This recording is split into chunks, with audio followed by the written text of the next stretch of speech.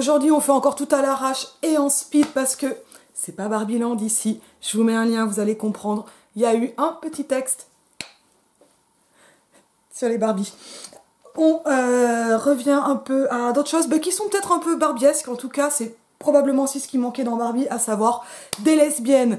C'est pour ça qu'on va parler aujourd'hui du livre Matrix de Lauren Groff, mais qui n'est pas qu'un livre sur le lesbianisme, mais qui est assez génial. Alors moi je connaissais pas trop Lauren Groff, c'est quelque chose, enfin c'est une autrice vraiment contemporaine, il me semble états-unienne. Je vois née en 78, l'autrice des Monstres de Templeton, d'Arcadia.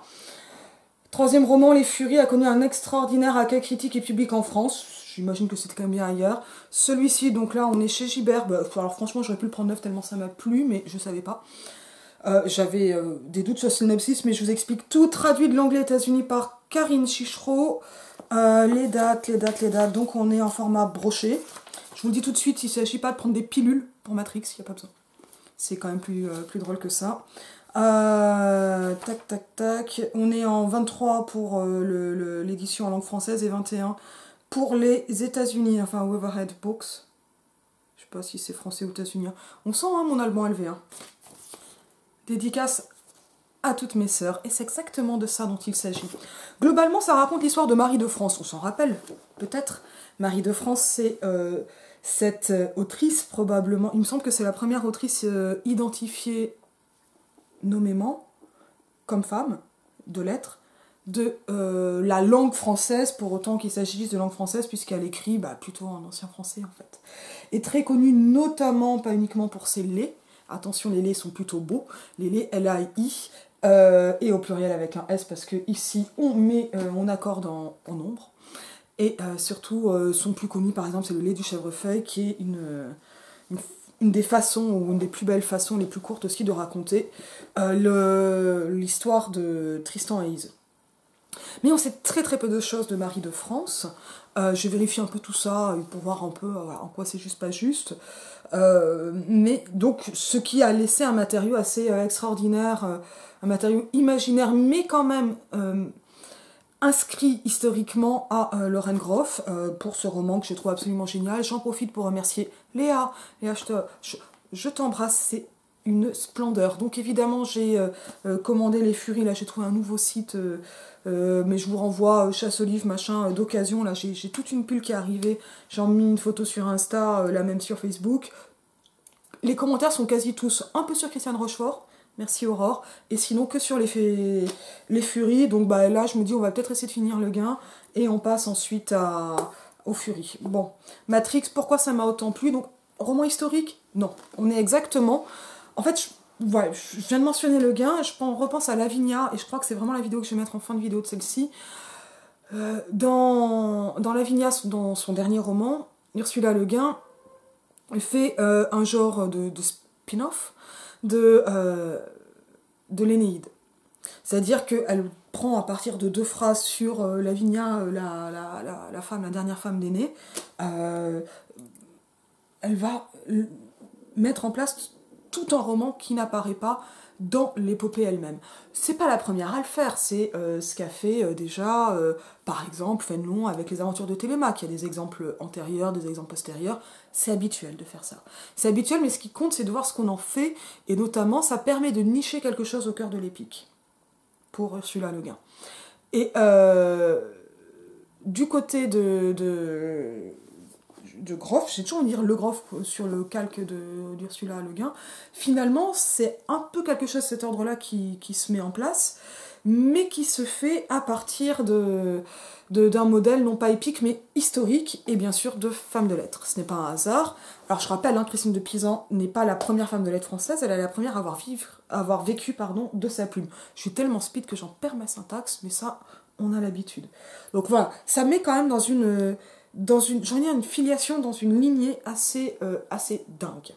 Peut-être que je vais lire le début pour commencer d'autres choses. En tout cas, le fait que ce soit une filiation historique et non pas épique change des choses, c'est-à-dire qu'on va vers un régime plus référentiel, mais tout comme chez Le Guin, on est sur quelque chose qui est aussi se distancie soit des grands textes, par exemple de l'épopée, et ici des grands savoirs, ceux de l'histoire.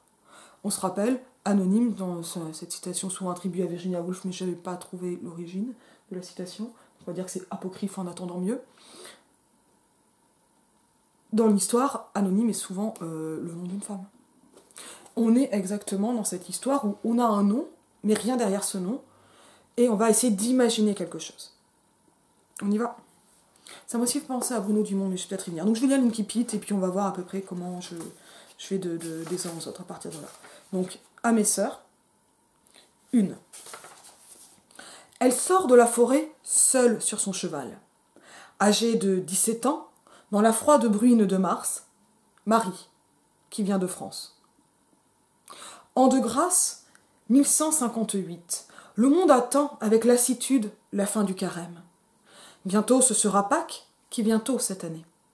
Dans les champs, les graines se déploient dans le sol noir et glacial, prêtes à jaillir à l'air libre. Pour la première fois, Marie voit l'abbaye, pâle et hautaine, au sommet d'une butte, dans cette vallée humide où les nuées venues de l'océan se tordent contre les collines et déversent leurs averses incessantes. C'est pas très joli, déversent leurs averses. La plupart du temps, l'endroit est émeraude et saphir.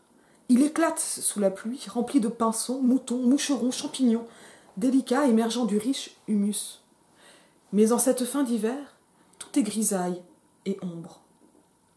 Sa vieille jument de guerre avance d'un pas mélancolique et laborieux, et un faucon merlin frissonne dans sa cage en rotin posée sur la malle, derrière Marie. Le vent se tait. Les arbres cessent de s'agiter. Marie a l'impression que la campagne tout entière observe son avancée. Elle est grande. C'est une jeune géante. Ses coudes et ses genoux forment des saillies dépourvues de grâce. La plus fine s'amoncelle jusqu'à former des ruisselets qui s'écoulent à l'intérieur de son garde-corps en peau de phoque.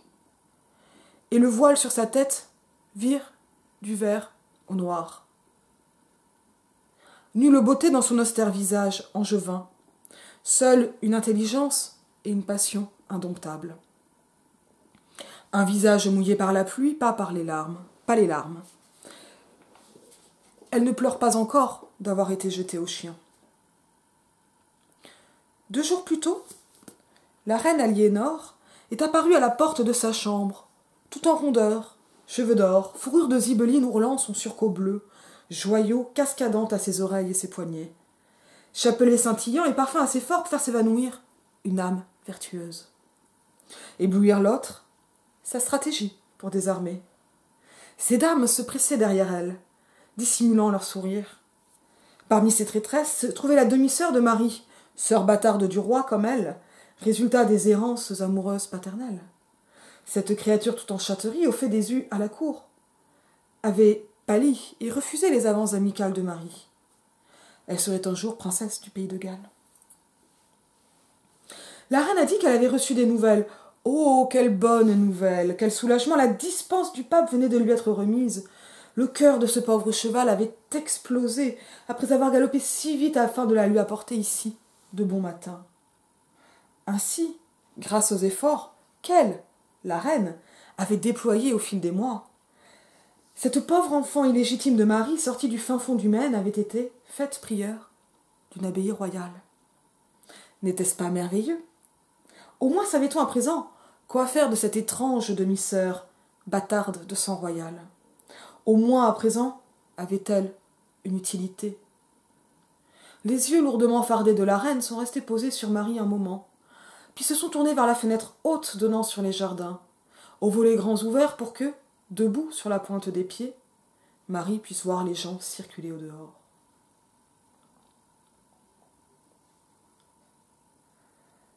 Quand elle a enfin réussi à parler, elle a répondu d'une voix peu intelligible qu'elle savait gré à la reine de l'effulgence de son intention, mais que non, oh non, elle ne pouvait devenir nonne. Elle n'en était pas digne, elle n'en avait en aucune manière la vocation d'entrer dans les ordres. Ah, fi donc. Et c'était vrai. La religion dans laquelle elle avait été élevée lui avait toujours paru quelque peu saugrenue, malgré la richesse de ses mystères et de son cérémonial, car en effet, pourquoi les bébés auraient-ils dû naître marqués par le péché? Pourquoi aurait-elle dû prier des forces invisibles? Pourquoi Dieu aurait-il dû être une trinité? Pourquoi devait-elle, elle qui sentait la grandeur couler dans son sang, être considérée de moindre valeur parce que la première femme avait été fabriquée à partir d'une côte et qu'elle avait mangé un fruit entraînant la perte du paresseux Éden? C'était insensé. Sa foi s'était rabougrie très tôt dans son enfance. Elle allait croître lentement, obéissant à une géométrie de plus en plus tortueuse, jusqu'à devenir une majestueuse pierre angulaire. Mais à 17 ans, dans cette chambre spartiate à la cour de Westminster, elle ne pouvait être l'égale de cette reine élégante qui adorait les histoires et qui, bien qu'elle fût menue, absorbait toute la lumière, toutes les pensées de Marie, tout l'air de ses poumons. On va rester là. Pour le moment. Donc c'est quand même un sacré incipit qui est construit de manière très savante, bien sûr. Très savante, on va un peu l'expliquer en le reprenant pas à pas. C'est un incipit qui débute par cette vision d'une femme pas connue, mais qui est présentée comme une évidence. Et ce sentiment d'évidence qui plane sur l'ensemble du livre, et je pense que je vais revenir dessus, il débute véritablement par ce pronom personnel sans antécédent. Il est immédiatement, le mystère est immédiatement dissipé, et ça n'amène pas un effet un peu durassien ou de typification, mais ça plante l'apparition. Et ça va être important, parce que ça va aussi être quelque chose qui va avec le fait même du physique de Marie, de cette jeune géante, qui va être constamment répété et qui joue en partie sur son destin. Finalement, elle a... je sais pas... Enfin, à l'inverse d'un beauty privilege, hein, Marie. Elle a le privilège de la laideur. Je vais mettre une chanson en description d'Anne Sylvestre qui explique... je crois que c'est Jeanne-Marie. L'avantage de cette laideur, parfois, qui va épargner de temps à autre les femmes. Ma mise au point se défait parce que je pense que mon objectif n'est pas très propre. On y est. Donc ça, déjà, de petites amorces. Alors, ce phénomène d'apparition, c'est aussi une mise en action sur ce moment, un moment où une femme toise un espace, un lieu, un bâtiment, mais qui n'apparaissent pas encore au premier paragraphe. Donc, premier paragraphe, 2 lignes, qui nous donne l'âge, les circonstances météorologiques et l'ancrage temporel absolu. Donc là, on a quelque chose d'assez complet, hein, puisqu'on sait qu'on est en mars et très vite, on va savoir qu'on est en 1158, donc on est en plein Moyen-Âge. Et finalement, une périphrase qui est celle de son identification octoriale, qui, elle aussi, va sonner comme une évidence, alors que finalement, alors Marie qui vient de France, on est sur quelque chose qui peut-être est...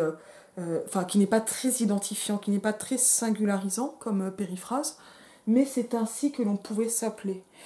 Et l'appellation par le prénom, elle, là, dans l'histoire littéraire et discursive féministe, eut ensuite un héritage assez fort, par exemple les Saint-Simoniennes qui signent de leur prénom, ou le refus des patronymes. Alors chez Saint-Simoniennes c'est plus compliqué, mais il y a un moment comme ça de prénoms qu'on va aussi retrouver un peu dans la MLF, même s'il est, me semble-t-il, moins marqué.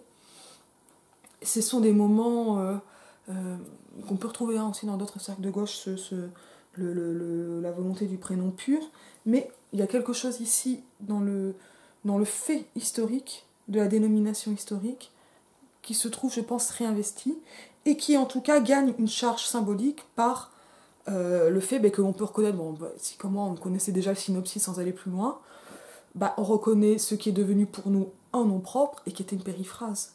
Et finalement, le nom propre est ainsi remotivé en revenant à ses origines. C'est assez important dans un roman qui est un genre de roman historique, mais qui est, à mon avis, quelque chose d'assez différent de ce qu'est le roman historique.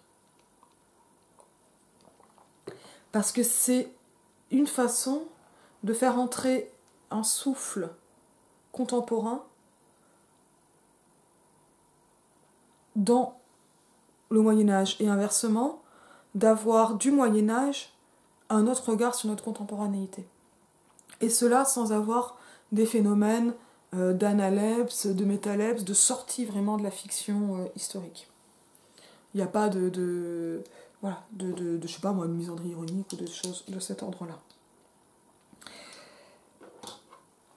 Marie est replacée dans un contexte plus large, donc on a tous ces jeux de temporalité, et on aura très peu de temporalité directe, c'est-à-dire de détails temporels pour savoir où est-ce qu'on en est, pour identifier le moment, mais des moments beaucoup plus indirects, saisonniers. Et ça, c'est logique puisqu'il s'agit d'une abbaye et d'une prieure.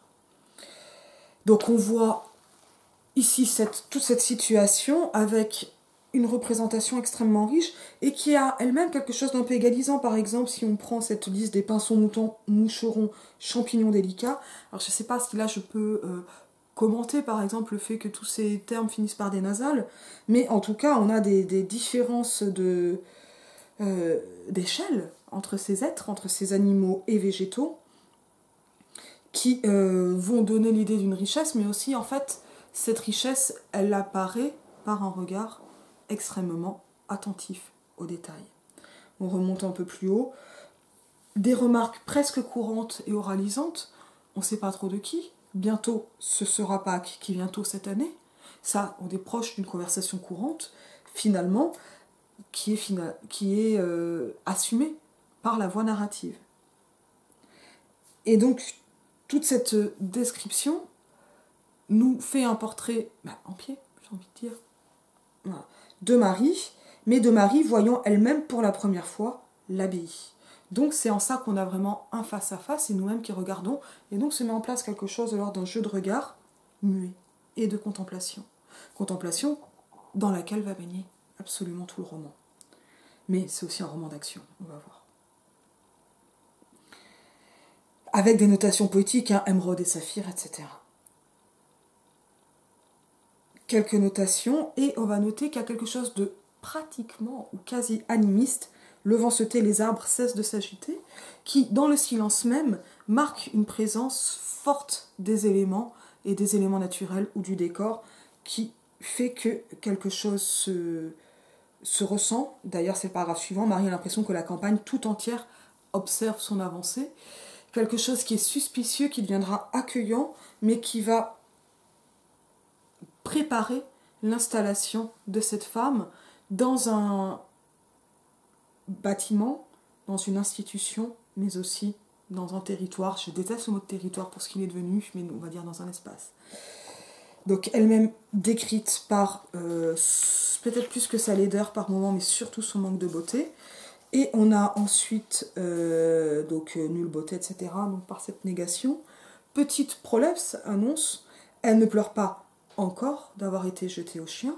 Donc on a ici un qualificatif qui permet de comprendre ce dont il s'agit, et on va avoir une analepse, retour en arrière, pour comprendre ce qui s'est donc produit avec cette entrevue avec la reine Aliénor.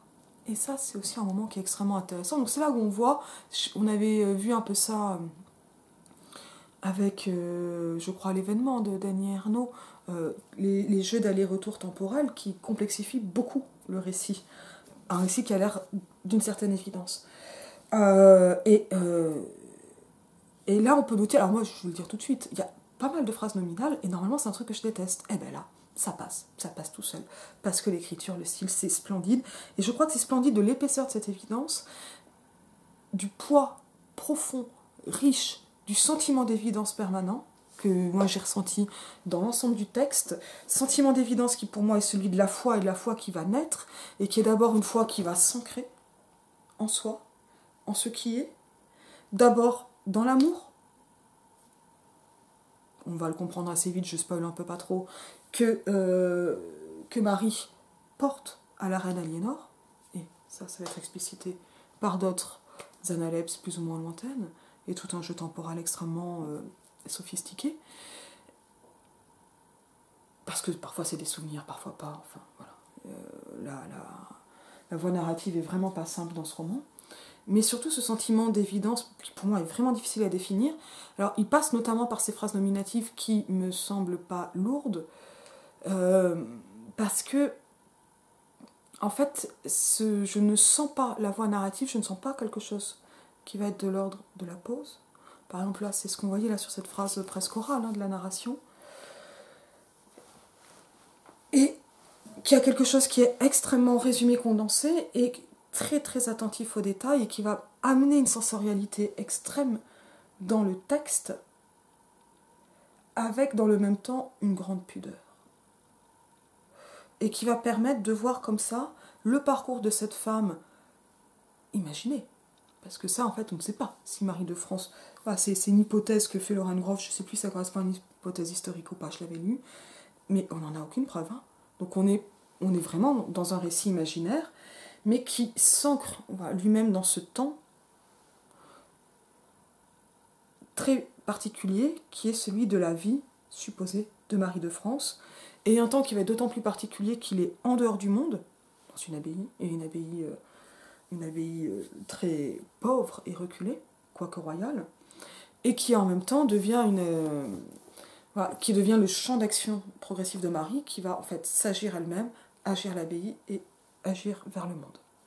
Mais ces actions, et les stratégies que ça peut mettre en place, sont toujours prises d'un point de vue extrêmement pratique. Alors dit comme ça, ça m'a fait penser au Jeanne Dillman de Chantal Akerman sur l'attention à la temporalité quotidienne, la vie des nonnes, et ce que la répétition quotidienne dans la vie monacale peut avoir finalement et de très humble et de très mystique, et donc amener à une autre temporalité qui est celle de la transcendance. Et de comment l'amour profane prépare et accompagne l'amour sacré dans cette perspective, en étant aussi un amour du monde. Et ça, ce sont des sujets qui me travaillent, assez littéralement, et qui me semblent pas questionnés, pas théorisés, parce que ça, ce serait pas forcément intéressant, mais qui sont directement l'arrière-plan du texte de Lauren Groff. On continue peut-être un peu. Alors, ça se passe pas très bien quand Marie de France arrive, et donc ça passe par aussi donc, cette action ou ces recherches d'action sur le monde, donc, qui vont aller plutôt croissant pour Marie. Mais voilà. Alors, je sais même pas quel passage choisir, parce qu'il y a un peu tout qui m'a plu, et en fait il y a une temporalité dans le texte qui est donc extrêmement fine, et qui va créer cette épaisseur, paradoxalement, de la finesse ni l'épaisseur, cette épaisseur sémantique, ou j'ai l'impression, moi, d'une espèce de symbolisation du tout. Alors, par exemple, dans le roman La Vignade d'Ursula Le Guin, on voit comment Le Guin sort du récit en flèche, tendu, globalement vers la mort, du héros de récit de chasse, pour aller vers un récit cueillette. Et notamment cueillette, parce que les temporalités dans La Vignade sont à la fois transcendantes, transhistoriques, mais aussi saisonnières, et très quotidiennes. Finalement, on a aussi ça, sans la temporalité complètement transhistorique, et encore, elle y pense. Marie de France, telle que la représente Lauren Groff, y pense. Mais on a ce même effet d'épaisseur temporelle, avec quelque chose de déplacé, enfin de différemment placé au niveau du mysticisme du livre, parce qu'il est beaucoup plus immédiat chez Lavinia, et qu'il est le fruit d'une progression et d'une formation personnelle pour Marie de France. Et d'une formation qui est amoureuse, mais amoureuse faisant partie de la vie et n'étant pas le but. Et ça, je suis aussi assez touchée. Avec aussi, donc, bien sûr, des retours, etc. Alors, j'essaie et des attachements très divers et de toutes les sortes de Marie pour celle qu'elle finira par appeler ses filles, les nonnes de l'abbaye, et d'une abbaye qui va grandir à tous les niveaux. Ah ben ça, voilà. Ça c'est par exemple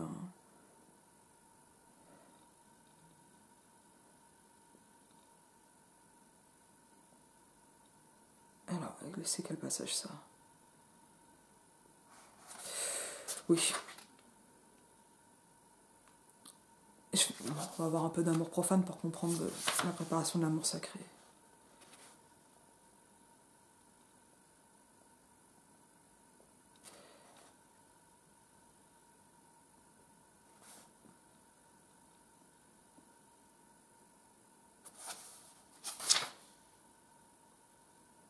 Sœur Elgiva lui tend la main, l'aide à hisser son corps lourd sur la berge. Elle est si petite, enfin, je suis page 109. Enfin, elles le sont toutes comparées à Marie, elle lui arrive juste à la clavicule. Elle tend la main pour l'aider à ôter sa guimpe, son voile, sa coiffe. Le fait de ne pas avoir ici de conjonction de coordination, ça donne quelque chose de plus solennel. Elgiva dit qu'elle l'a entendu se précipiter dehors et a deviné où elle allait. Sa propre mère a été libérée très tôt de la malédiction d'Ève. Ça veut dire avoir sa ménopause. La malédiction d'Ève, c'est le fait d'être fertile et d'avoir ses règles. Un jour, ils l'ont retrouvée dehors, en pleine tempête, qui remplissait sa chemise de neige, parce que Marie a des bouffées de chaleur. C'est si bon, cette brise, et ça aussi c'est très important comme représentation, très simple. C'est si bon, cette brise nocturne qui souffle sur le crâne rasé de Marie, lame d'air frais sur son cuir chevelu. Elgiva se penche, attrape le bas du scapulaire et le relève par-dessus la tête de Marie. Puis le bas de la côte.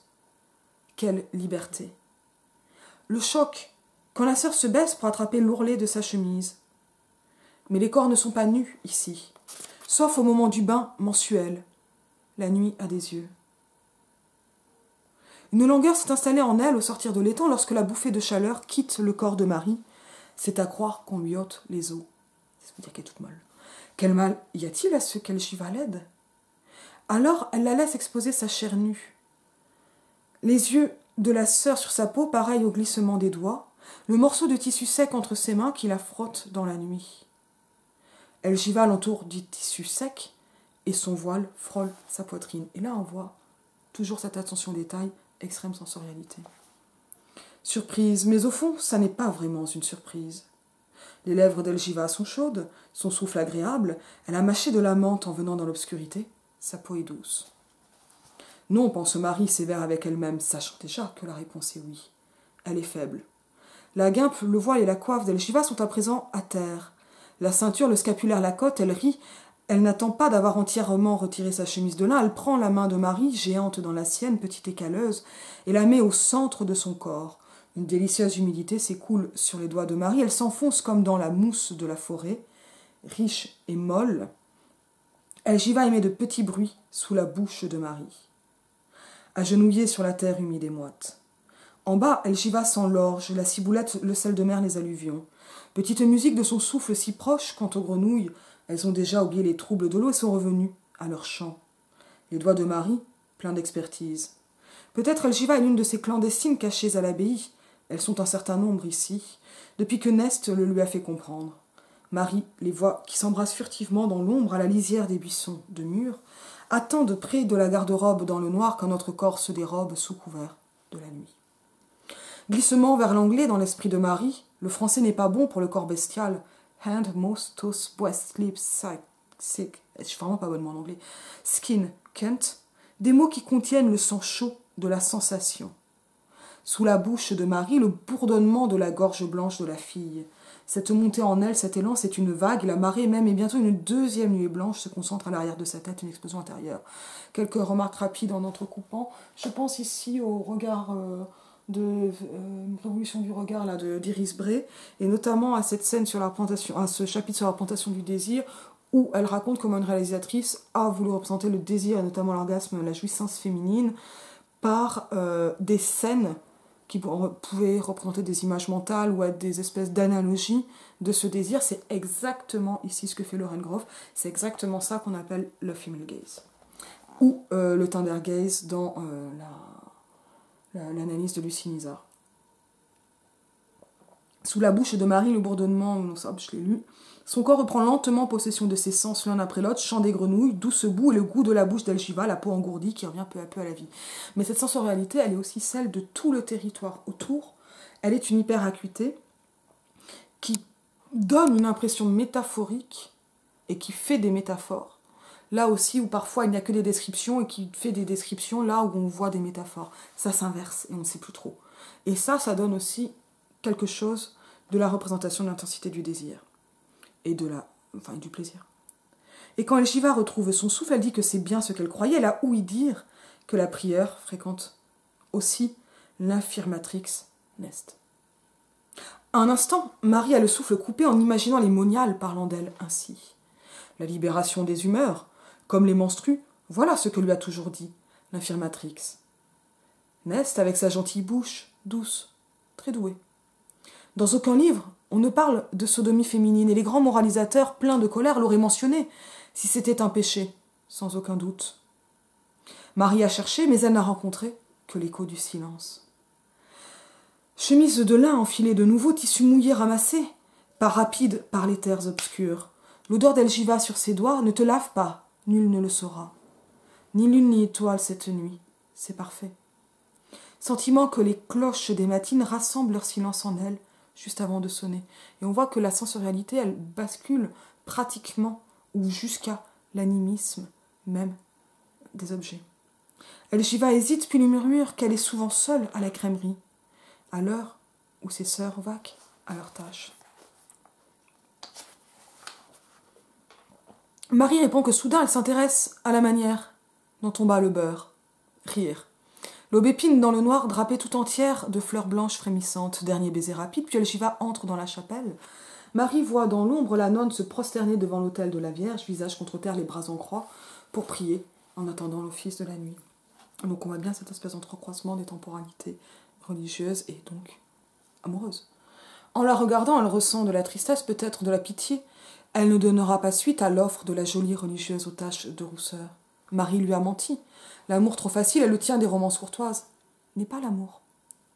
L'amour qui descend de la prieure à la moniale préposée à la crèmerie est contraire aux lois de la bonté.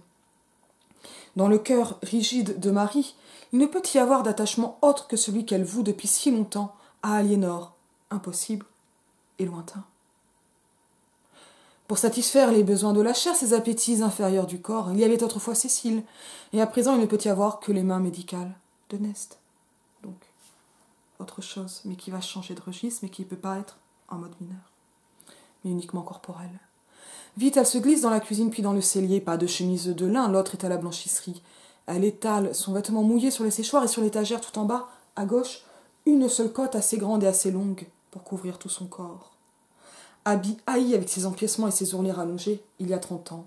Scapulaire, chausse, voile, vite, vite. Déjà les cloches sonnent, bruit de pas, des nonnes à demi endormies, descendant l'escalier de nuit. Attacher les derniers liens, en courant à travers la cuisine, puis à travers le cloître dont les piliers se tiennent debout, nues comme des jeunes filles dans le noir, silence, esprit, de si vilaines pensées sont inconvenantes. Le temps de la prière est venu. L'arrivée tardive, la génuflexion, le siège voisin de celui de l'abbesse qui est vide. Dans la lumière de l'unique bougie de l'autre côté du siège de l'abbesse, la sous-prieure Godard tourne la tête, renifle. Est-ce possible qu'elle flaire le plaisir de Marie, le limon de l'étang, ce qu'elle a sur les doigts? Sourire imperceptible? Peut-être. Godard travaille au contact des vaches et des cochons, elle connaît le corps bestial. Deus sina diutorum meum tende matines. Visages inclinés des moniales qui chantent, dissimulés dans la faible lueur, voix endormies qui entonnent l'invitatoire l'antienne. Et quelle merveille, quel miracle se produit. Car la chaleur profonde monte de nouveau insoumise, le feu dévorant de la malédiction d'Ève quitte ce corps et se propage vers l'extérieur, sur sa peau. Mais cette fois, tandis qu'il tourbillonne à l'intérieur insoutenable, la nouvelle côte, déjà trempée de sueur, un fait étrange se produit, la brûlure de cette bouffée s'élève du corps de Marie et se déverse au dehors, investissant chacune des autres nonnes, l'une après l'autre, dans une vague lumineuse. Et quand la chaleur s'abat, elle arbore de nouvelles couleurs. Chez les enfants oblates des premiers rangs, elle allume de minuscules et pâles flamèches. Chez les novices si jeunes, une flamme à peine plus rouge, qui s'enrichit d'or, en s'écoulant vers les religieuses plus vieilles, devient bleu et vert, chez celles qui ont l'âge de perdre la malédiction d'Ève. Époque de panique, désir de se jeter par la fenêtre pour se soulager des chaudes humeurs du corps, et se déverse rouge et or sur les serres courbées et édentées qui, depuis des décennies, ont basculé dans le calme qui suit la fin de la fertilité. Sur la tête de chacune, une par une, la chaleur descend, et lorsqu'elle s'élève de nouveau au-dessus d'elle, elle construit un grand éclat lumineux de sororité qui gagne en force et en vitesse à mesure qu'il tournoie, tourbillon de feux rouges et blancs, de flammes bleues brûlantes. La chaleur qui se répand d'un corps à l'autre, comme tout le reste en cette abbaye de femmes, est partagée. Marie la voit passer de corps en corps, elle voit que même l'abbesse sur son lit de mort, dans ses appartements au-dessus du réfectoire, est une chandelle qui brûle contre les ténèbres.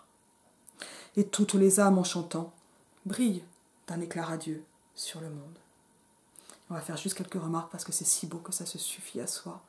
Ici, on voit comment une transfiguration, une transmutation se produit, comment quelque chose qui était de l'ordre d'un savoir médical érotisé, ou qui permettait qu'il laissait libre cours à l'érotisme, est passé par coïncidence entre la cyclicité ou la fin de la cyclicité qui amène à une autre temporalité corporelle d'un corps cis féminin, est repris donc, voilà, d'une chaleur à l'autre, et que cette chaleur reçue donnée va s'étendre sur les autres, et cela par un réinvestissement, on va dire, sacré, ou qui va tendre vers le sacré, et qui va incorporer le sacré dans le corps dans le sacré, et ainsi faire ce partage en réalisant de toutes les manières possibles, littéralement et dans tous les sens. Ce qu'Adrienne Rich a appelé le continuum lesbien, je pense que dans la contrainte à l'hétérosexualité, je pense qu'on fera une vidéo à un moment sur le continuum lesbien, si ça vous intéresse, c'est-à-dire en fait que le continuum lesbien, ce n'est pas seulement l'érotisme lesbien, mais c'est toute la vie en non-mixité de femmes. Et c'est à cela que sert c'est une des choses qui se passe dans Matrix de Lauren Groff, c'est cette reprise d'institutions historiques, transhistoriques, de non-mixité féminine, comme aussi des lieux d'échappée, et ça on sait qu'ils l'ont été, notamment en dehors d'hétérosexualité, ça ne veut pas dire forcément lesbien, mais en partie lesbien, pour aller vers quelque chose qui, voilà, noue ces différents sens, en incluant toute la transcendance. J'espère ne pas trop abîmer le texte par des mots si grossiers. Et je vous dis à bientôt.